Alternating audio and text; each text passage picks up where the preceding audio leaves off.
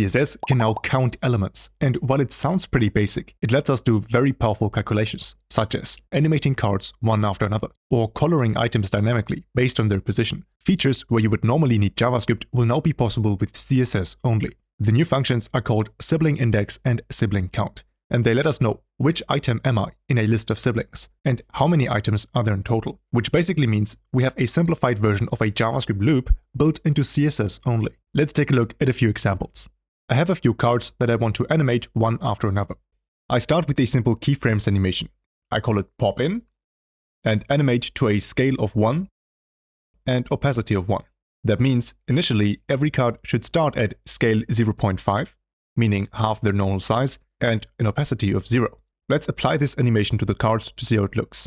It takes 300 milliseconds, ease out, and with forwards, I can keep the final animation state after the animation is done. Otherwise, it would jump back to its first frame. Now that will give us this animation. Right now, all cards pop in at the exact same time. But what we want is a staggered effect. So the first card pops in, and then the second card, and then the third card, and so on. For that, we need the animation delay property.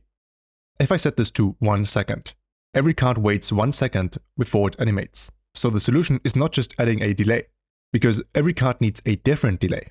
And before this new feature, you would usually solve this with nth-child. But this hard-coded solution is not flexible, because if we add more cards, we need more CSS. So instead, we can calculate the delay automatically with sibling-index. Sibling-index returns the position of the current card. So the first card has a sibling-index of 1, and for the second it's 2, and so on. So let's use the calc function to multiply the sibling-index with 1 second. That way, the first card has a 1 second delay, and the second card a 2 second delay, and so on. It does not matter how many cards I add to the HTML. This solution will always work. But for animation delays, we usually want the first card to start immediately without a delay. So I subtract 1. That way it starts counting from 0. And to make it faster, we don't have to use 1 second. I can use 50 milliseconds instead. And that will give me this animation. Now you know where to use sibling-index. But where can we use sibling-count? What is that for? Sibling-count returns the total number of siblings, and it can be very useful in the world of colors.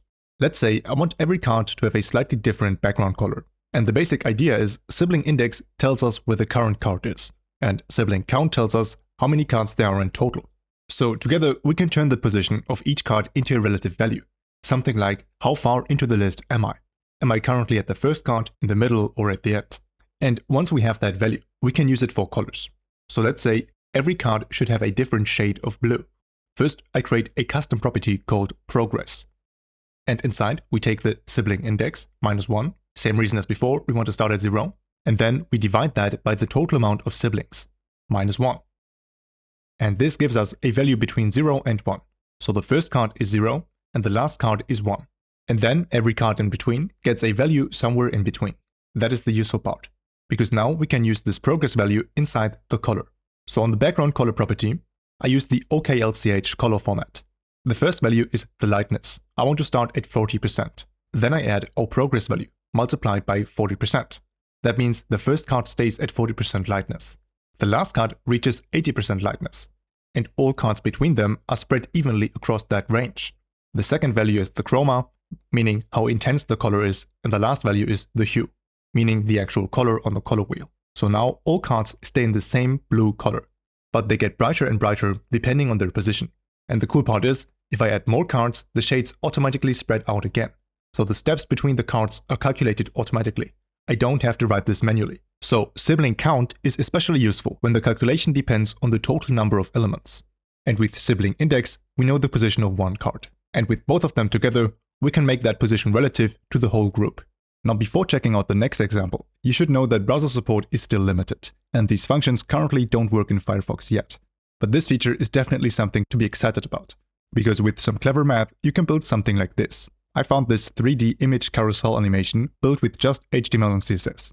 Now here's what he did to build this.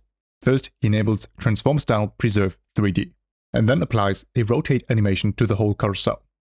After that, each image calculates its own angle and distance using sibling-index and sibling-count, and a bit of trigonometry.